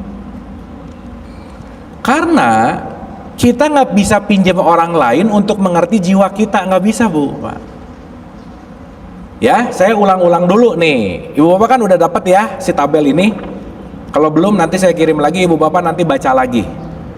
Supaya ibu bapak setidaknya ngerti, oh aku lagi ada di wilayah mana. Ibu bapak masih ingat nggak? Neraka surga, masih ingat nggak? Orang yang jiwanya ada di level bawah, itu namanya neraka. Ibu bapak, neraka identik dengan hal baik atau hal buruk? Hah? Kalau ada pilihan, ibu bapak pengen di surga, pengen di neraka, yang mana? Iya, pengennya di surga, tapi urusan tiap hari julid mulu, nggak bisa bu, pak. Aneh, itu nggak nyambung gitu. Pengennya di surga, tapi memposisikan jiwa ada di level rendah terus. Ibu bapak tolong renungkan ini baik-baik ya. Di dalam satu perspektif, Nabi Muhammad pernah mengatakan hal yang sangat indah, bahwasannya kasih sayang Allah selalu mendahului murkanya. Jadi kalau Allah mau murka, disalib sama kasih sayangnya. Allah mau murka, disalib pakai kasih sayangnya. Jadi ibu bapak, nomor satu, karena Allah sang maha welas asih, hal yang paling sulit dilakukan oleh hambanya adalah masuk neraka sebenarnya. Orang dianya kasih sayang, itu satu. Yang kedua, jangan salah sangka sama neraka. Neraka bukan tempat penyiksaan, tapi neraka tempat pendidikan. Ibu bapak, neraka itu digambarkan panas atau adem? Panas itu simbol dari api nggak? Iya. Kalau kita mulai menyadari bahwa semua api, ini saya kasih analogi simpel aja ya, supaya kita tuh nggak iritasi dengar kata neraka tuh jelek gitu, nggak gitu. Karena ibu bapak, sorry itu saya ya, nanti kita ngerti, semua orang pasti mengalami neraka dalam hidupnya, pasti. Di dalam perspektif pemahaman ini, contoh, ini analogi gampang aja ya supaya memudahkan. Kita mau makan steak, dagingnya harus dibakar dulu nggak bu pak? Supaya apa? Juicy, enak. Berarti api digunakan kepada daging untuk mematangkan nggak kira-kira? Iya. Jadi ibu bapak, sorry to say, yuk kita mulai melihat bahwa neraka bukan tempat penyiksaan, tetapi tempat pematangan. Karena hanya di wilayah nerakalah orang bisa bertumbuh. Hanya dalam keadaan sedih, bete, bad mood, gak enak, di situ pelajaran akan datang dan kita bisa belajar lebih cepat. Sok, contoh, ada nggak yang ngomong gini? Kita ambil hikmah dari keberhasilan ini. Ada nggak bu pak? Iya. Semua orang ngomong hikmah, kita ambil hikmah dari kegagalan. Nggak ada, udah berhasil, ambil yuk hikmahnya. Nggak ada bu pak. Betul nggak? Berarti semua kegagalan, keburukan, konteks yang namanya neraka justru tempat buat kita lebih mematangkan jiwa kita supaya kita lebih terlatih, lebih dewasa gitu kira-kira. Sampai sini oke? Oke? Maka frekuensi jiwa yang tinggi disebut namanya surga.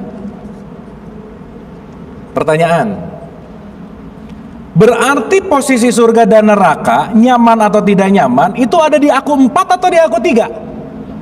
3 lah. Berarti surga dan neraka ini di Quran pun disebutkan perumpamaan. Seperti. Artinya apa? Dimanapun kamu berada, tubuh fisikmu, tempat geografismu, kalau jiwanya ada di frekuensi bawah, kamu tetap nggak akan menikmati gitu kira-kira.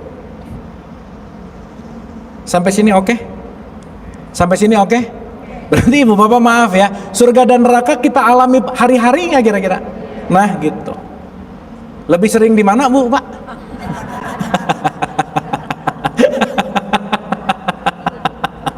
Nah, saya ulang-ulang ini ya, supaya ibu bapak aware. 1, neraka paling kerak, paling bawah, paling basic sering disebut jahanam ibu bapak. 1 ya ibu bapak ya.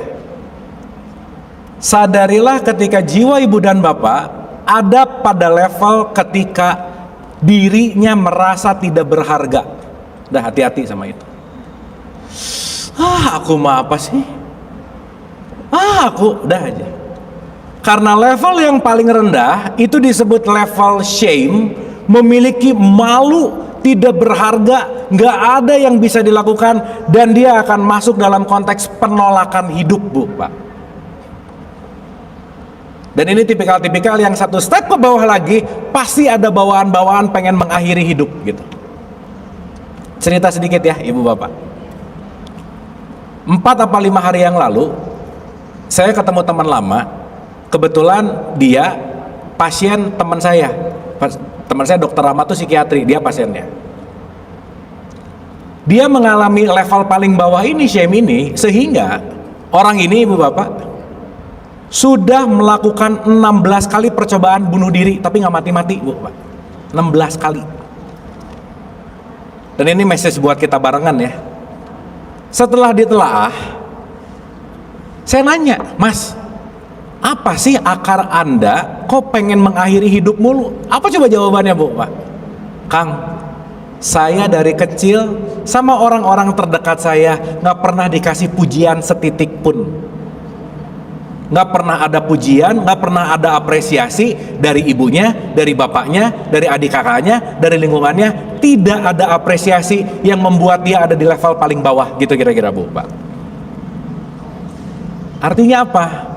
Jangan-jangan, sorry to say, apa yang kita lakukan sangat memiliki impact yang besar untuk di luar diri kita.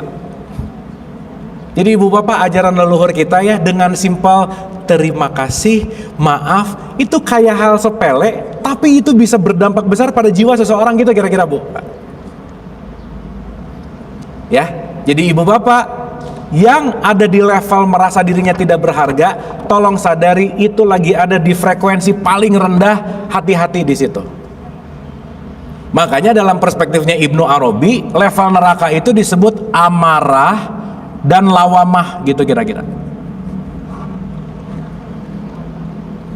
Amarah tuh level paling bawah, tengah-tengah naik menuju kedua namanya lawamah. Yang kedua, hati-hati ketika ibu dan bapak, maaf, ini sering terjadi. Sering merasa bersalah. Tuh, aku tuh ya belum sempat untuk membahagiakan, udah keburu pass away, bersalah diulang-ulang.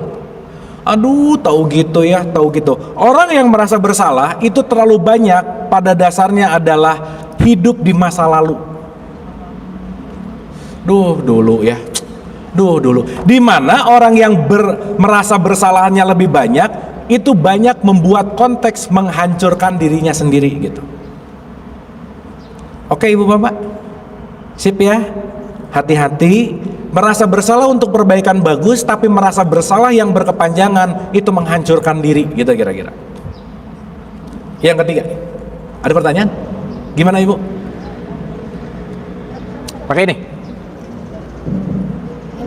Pak Ustaz, saya tadi tertarik dengan apa yang Pak Ustaz ungkapkan, bahwa kita jangan menganggap bahwa itu sesuatu yang yang tidak baik, menyedihkan seperti itu, tapi bukan untuk pembelajaran gitu ya.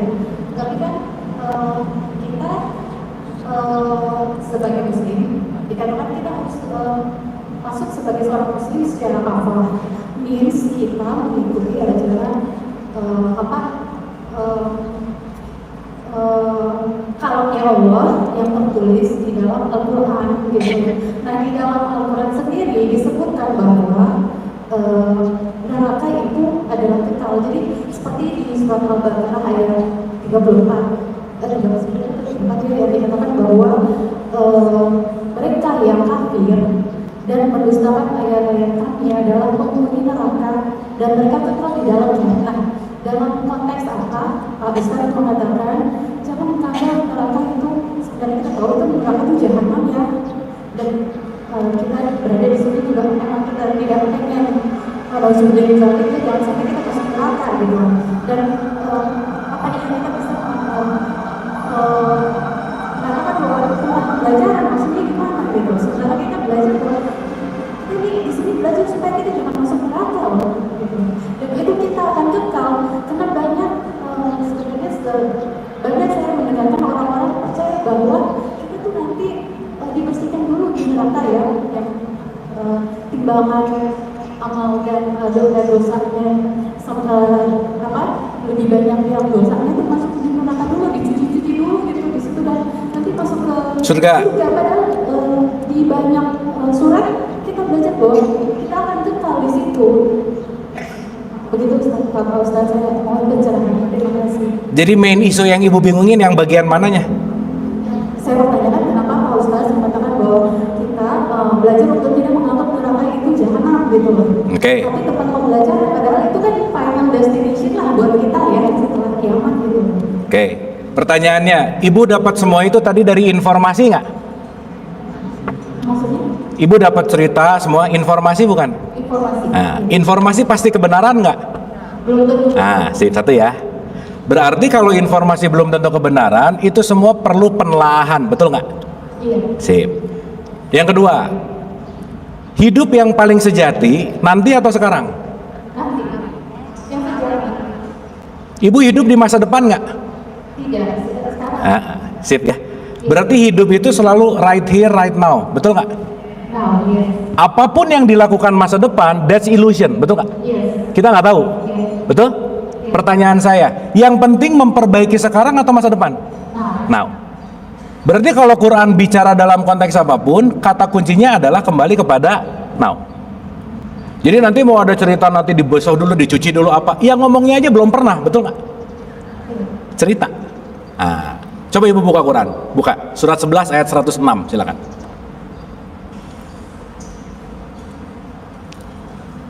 Surat 11 ayat 106.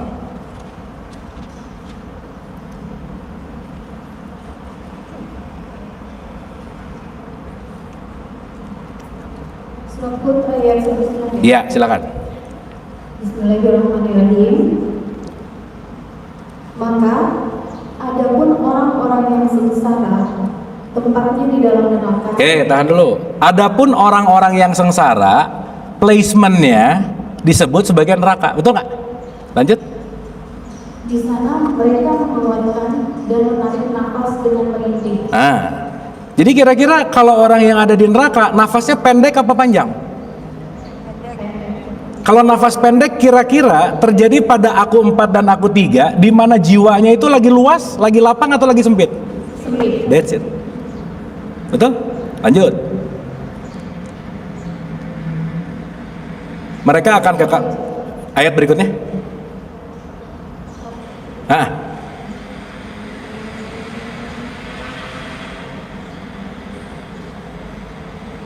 Mereka kekal di dalamnya. Oke, tahan. Ibu dan bapak kalau lagi ada di level-level bawah, ya, lagi apatis, marah, benci, iri, dengki. Kalau kita tidak mau berubah untuk naik ke atas, ada nggak yang bisa merubah kita?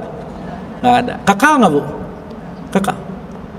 Sesaat kita tidak mau merubah dari frekuensi bawah ke frekuensi tinggi, tidak memutuskan, kita akan stay di level yang sama, gitu kira-kira. Selama ada langit dan bumi. Berarti konteksnya kapanpun dan dimanapun kedua hal ini terjadi dalam konteks aku 3, gitu kira-kira. Lanjut, Bu. Selama ada langit dan bumi, kecuali jika Tuhanmu menghendaki yang lain. Oke. Terus?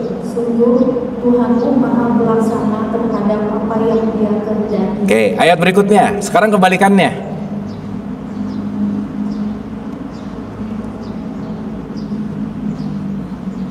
Dan adapun orang-orang yang berbahagia, Adapun orang-orang yang berbahagia, lanjut. maka tempatnya di dalam surga. That's it. Ketika ada di frekuensi tinggi, itulah yang disebut dengan yang namanya surga. Kira-kira kalau orang happy, jiwanya sempit atau lapang? Lapang. Lanjut. Mereka kekal di dalamnya selama ada langit dan bumi, kecuali jika Tuhanmu menghendaki yang lain, sebagai karunia yang tidak ada putus-putusnya. Sip. Berarti ibu bapak dalam keseharian kita bisa bolak-balik surga neraka nggak sebetulnya? Bisa. Ketika ibu ngelihat orang nyebelin, dia bisa jadi neraka buat kita. Tapi menyebalkannya bisa jadi pembelajaran buat kita. Betul nggak, Bu? Dan sebaliknya gitu. Nah, indikator parameter dari titik tengah ke bawah dan titik ke atas dipetain gitu ceritanya, Bu. Jadi ketika ibu dan bapak lagi ada rasa malu, rasa bersalah yang ketinggi, apatis, nggak peduli, kesedihan yang mendalam, ketakutan, keinginan yang besar, kemarahan dan bangga, itu level-level kira-kira dari titik netral gitu, titik nol gitu, ke bawah gitu kira-kira. Gitu Bu. Dialami nggak keseharian? Iya. Jadi ibu bapak maaf ya, maaf. Contoh. Ada orang yang di level 125 itu adalah hasrat melekat kepada sesuatu hingga diperbudak. Ada nggak tipikal orang kalau pengen harus sekarang ada begitu nggak ibu bapak? Nah, berarti dia lagi dikuasai oleh hasrat nggak? Diperbudak nggak? Neraka nggak? Iya. Jadi marah-marah kalau nggak kejadian. Jadi yang lucu ibu bapak maaf ya, tiap hari stres, bete, dengki, iri, marah. Berarti jiwanya aku tiganya lagi di neraka nggak kira-kira? Terus ngomong, aku takut masuk neraka. Lah udah dari tadi gitu. Gitu Bu kira-kira. Nah pun nanti akan ada neraka apa dan lain, itu lain cerita. Itu urusan for the next gitu. Tetapi yang ingin saya garis bawahi adalah karena hidup itu present right here right now, alangkah lebih baik apa yang kita lakukan yang bisa kita benar-benar elaborasi adalah yang terjadi di sini sekarang saat ini. Oke Bu, Pak? Sip. Nah, ini yang kita mau bahas berikut ya. Silakan. Saya ada berusaha ini ya. Jadi mungkin bisa nggak saya katakan bahwa ya neraka dan surga itu berarti selama masih ada langit dan bumi, Yes. selama masih ada jiwa dan jasad. Berarti ini adalah jembatan. Jadi apa yang selalu ya terserah itu yang selalu kita dengar dalam kajian. Tidak ada istilah kalau sudah kekal di neraka ya neraka aja tempatnya. Tapi berarti ini adalah bagaimana kamu akan pada akhirnya sampai ke neraka kalau kamu tidak berjalan di jembatan yang menuju Surga. Boleh katakan seperti itu. Jadi ada kata selama masih ada langit dan bumi, berarti selama masih ada jasad dan Jiwa. itulah di situ kamu bisa merasakan surga neraka saat ini. Tuh. Jadi pada saat kamu sudah meninggal, jasad kan udah habis tuh. Ya. Yang tinggal jiwa. Ya. Jiwa inilah yang nanti membawa kita ke surga atau ke neraka. Nanti. Ya. Bisa saya katakan seperti itu? Bisa, Ya. tapi bisa sih. Tapi nggak tahu, bukan belum pernah ya. Enggak, ini karena itu sih yang kita dapat belajar, mestinya terus terang itu membuat kita salah persepsi yang pelajaran kita kajian pokoknya itu yang tadi itu. Dan jadi saya cuma memahamkan diri saya. Nah, persepsi nanti mau ada jembatan apa, that's okay Bu. Itu urusan nanti. Betul nggak? Tetapi semua yang terjadi nanti pasti konsekuensi dari apa yang kita lakukan sekarang. Jadi titik berat yang ingin saya dalemin lagi di potensi right here right now-nya gitu. Ya. Jadi termasuk pelajaran ini sekarang ini kita yang mengkreat mau kemana lagi kita ke depan yang ada aturan lain surga dan neraka negara seperti itu adalah masalah pasti ada kita sudah mulai tapi kemana kita nanti sekarang ini kita hari ini Nah, tuh. Karena kembali segala bentuk pasti konsekuensi. Nah, yang ingin saya titik beratkan lagi Ibu Bapak di pelajaran kita hari ini, titik dari tengah ke bawah kan kita udah bahas ya Ibu Bapak. Jadi wajar kalau orang nggak bisa memaafkan, melekat, membenci, julid, iri, dengki, neraka aja udah gitu kira-kira. Dan kita selalu akan ada di situ terus nggak dalam keseharian? Pasti. Cuman jangan lama-lama gitu maksudnya Bu. Sip ya. Karena nanti tergantung jiwa kita ini mau disimpan di level mana gitu. Nah, Ibu dan Bapak, berkaitan sama yang namanya sholat nih, ya. Naik di level setelah 200 itu, ada yang disebut level yang namanya penerimaan dan berpikir. Jadi maksud saya, kalau kita pengen banyak-banyak di surga, hal yang paling penting kita miliki adalah skill yang namanya acceptance, penerimaan.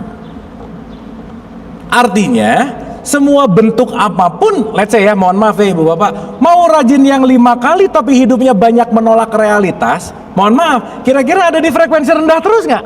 Nah gitu. Dan nanti ibu bapak di level-level tinggi nih, di level-level tinggi itu ada level kalau udah masuk ke ya ayat Tuhan nafsul mutmainah, itu levelnya masuk kepada level yang namanya cinta, love, welas asih, naik ke level bahagia, baru di situ yang namanya damai gitu. Jadi maksud saya, kenapa ending sholat itu adalah damai kanan dan damai kiri? Maksudnya adalah ketika kita lagi ada di level apatis, shame, guilt, benci, iri, belajarlah untuk kita naik ke level yang paling tinggi gitu kira-kira. Dan salah satu cara untuk kita bisa mentransformasi dari level rendah ke tinggi, kita punya yang namanya waktu diam, waktu hening. Itulah yang dilatih waktu 5 kali gitu. Nah ibu bapak, dari awal tuh saya cuma mau bilang gini aja sebenarnya. Mi'raj naik itu bukan naik ke sana, tapi menaikkan level dari yang neraka ke surga, dari yang membenci penuh dengan cinta gitu loh bu, Pak. Dari yang banyak julid penuh dengan konteksnya penerimaan gitu kira-kira. Dan ini akan terjadi levelnya berbolak-balik pasti. Tetapi aku sadar saat ini aku lagi di level jiwa yang mana gitu kira-kira. Itulah yang selalu diikro. Karena kalau kita banyak terjebak di level bawah, tadi kata Quran tadi, kekal udah selesai. Nah, artinya yang bisa merubah kita dari level bawah ke atas siapa, Bu, Pak? Diri sendiri. Yang maksudnya akhir ending dari semuanya, statementnya cuma sederhana. Perjalanan menuju kepada Allah enggak bisa diwakilkan. Hanya orang-orang yang memupuk jiwanya, merawat jiwanya, menaikkan kualitas jiwanya, dan dia mau melakukan itu, dia akan bisa melakukan perjalanan gitu kira-kira. Oke sampai sini? Sip? Means kalau orang sholatnya benar berarti happy nggak Bu, Pak? Happy. Damai nggak?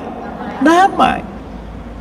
Berarti kalau sekarang sholatnya rajin, puasanya rajin, umrahnya rajin, tapi nggak damai, penuh kisruh, penuh konflik, banyak drama, berarti dia baru melakukan ritual di aku 4 gitu. Tapi kata kuncinya adalah bagaimana aku 4 kita lampaui supaya kita terus menerus melakukan yang namanya tazkiyatun nafs atau membersihkan jiwa. Oke? Sip? Ibu bapak pernah jiwanya keos-keos dikit nggak? Nah, di neraka namanya. Tapi pernah happy? Surga namanya.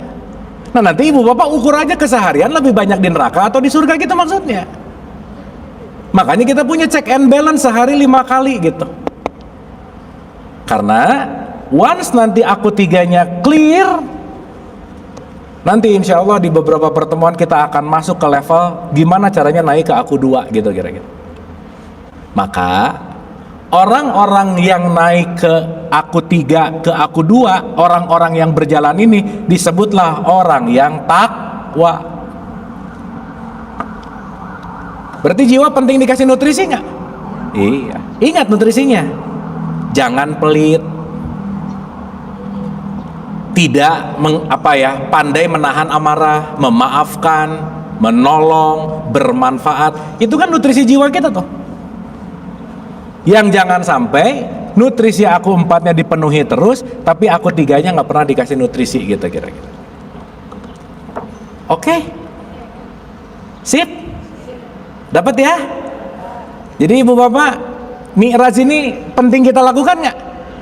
Sesaat ibu bapak, aduh lagi nggak enak nih, tahan, terima dulu, ada apa nih? Nah, ikro. Oh ternyata aku lagi apa. Nah begitu penerimaan nanti naik, turun lagi, naik lagi, turun lagi, naik lagi. Lama-lama nanti terlatih, turunnya nggak terlalu drop banget gitu kira-kira.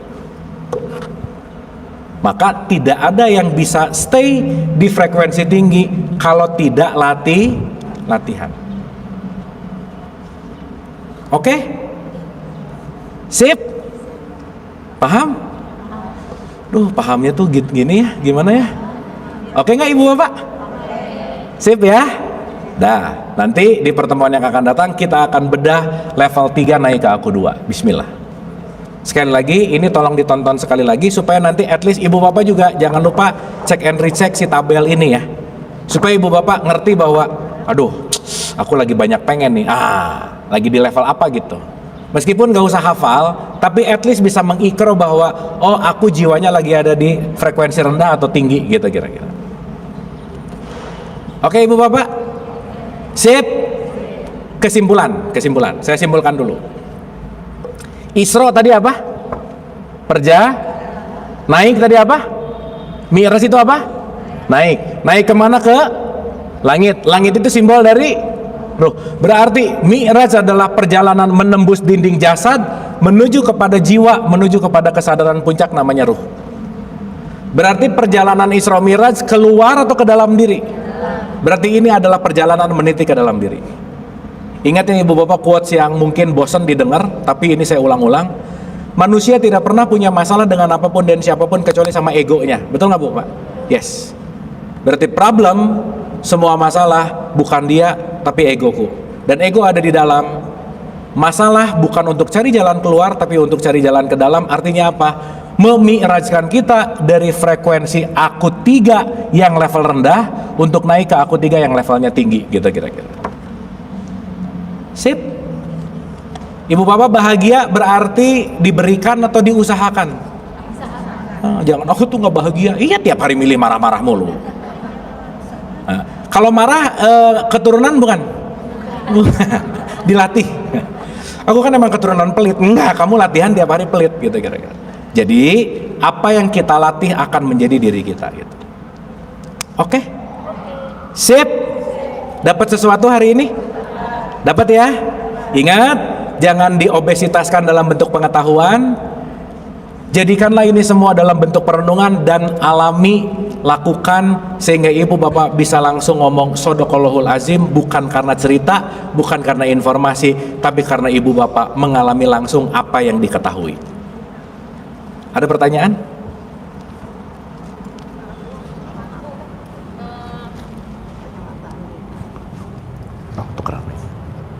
Saya suka dapat dari salah satu ustazah, terus dengan kalau kita meninggalkan sholat, kita dulu waktu muda mungkin sholatnya bolong-bolong gitu ya, itu ada yang bilang itu informasiin kita tuh harus membayar sholat.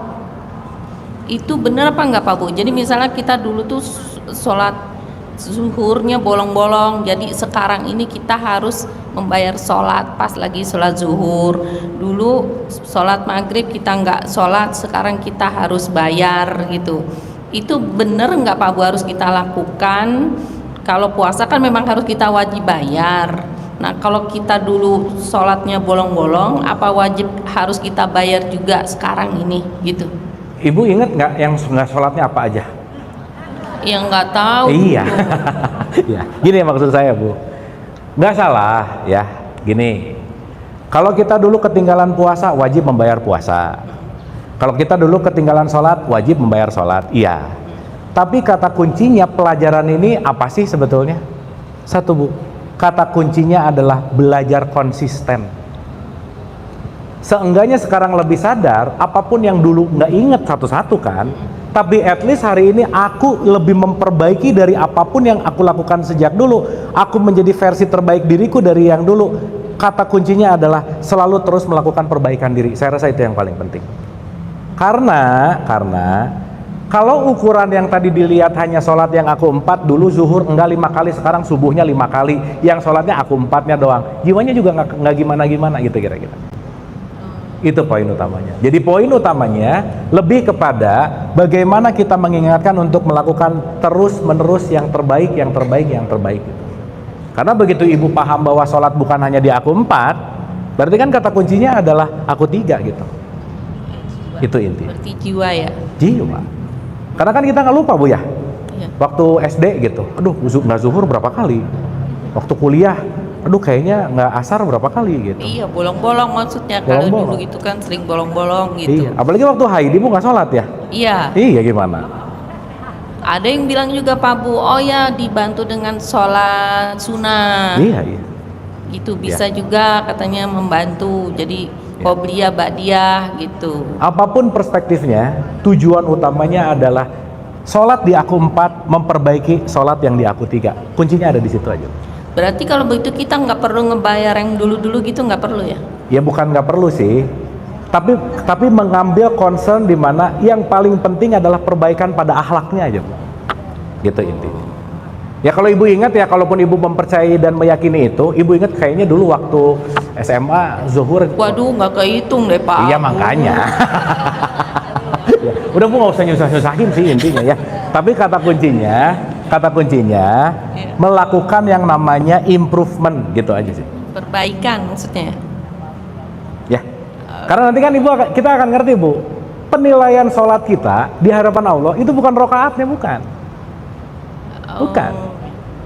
Karena outputnya adalah dari rokaatnya berbentuk apa yang menjadi akhlak dan kebaikan gitu loh Bu.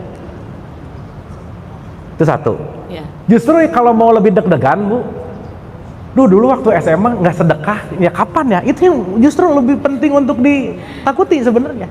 Dulu aku kekurangan berbuat baik apa ya? Dulu aku nggak bermanfaat apa ya? Justru itu nanti outputnya gitu.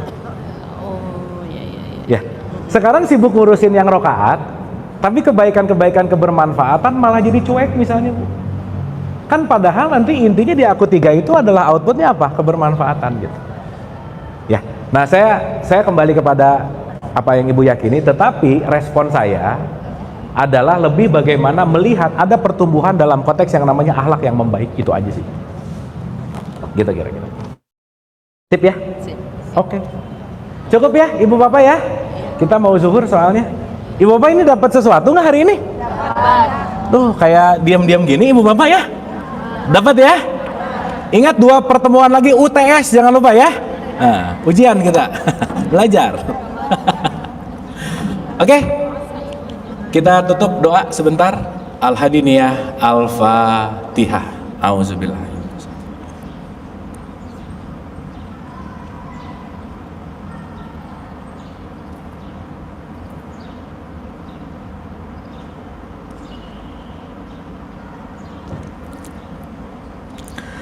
Allahumma rabbik firli wali walidayya warhamhuma kama rabbayani shaghira. Rabbana atina fid dunya hasanah wa fil akhirati hasanah wa qina adzabannar wa adkhilnal jannata ma'al abrar ya aziz ya ghafar ya rabbal alamin. Subhana rabbika rabbil izzati amma yasifun wa salamun alal mursalin walhamdulillahi rabbil alamin. Amin amin ya Allah ya rabbal alamin. Ibu dan Bapak, terima kasih atas perhatiannya. Mohon maaf lahir dan batin kalau ada kata-kata yang tidak berkenan, tidak pas, karena semua datang dari kebodohan saya, ilmu saya yang nggak ada apa-apanya, karena semua kebenaran hak mutlak milik Allah Subhanahu wa Ta'ala. Siapapun yang menyampaikan kebaikan adalah baik, yang mendengarkan kebaikan juga baik, tapi yang lebih baik adalah yang bersegera dalam berbuat kebaikan. Oleh karena itu Ibu Bapak, yuk mari kita jadi yang terbaik, yang selalu mengedepankan dan bersegera dalam berbuat kebaikan. Mohon maaf lahir batin sekali lagi. Wabillahi taufiq wal hidayah. Assalamualaikum warahmatullahi wabarakatuh.